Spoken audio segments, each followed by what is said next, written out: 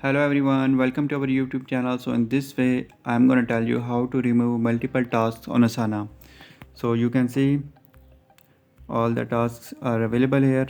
Now you can see the list of tasks.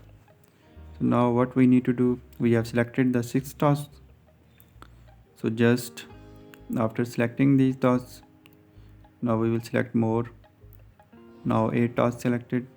So whenever you select the more tasks, the numbers will be appeared here. So now I have selected 10 tasks. Just click here. Just click on delete task. Now you can see 10 items deleted. So there is no special limit to remove these tasks. You can even select your all tasks at once and press the delete button to remove it. So in this way you can select and delete multiple tasks at a single time on Asana.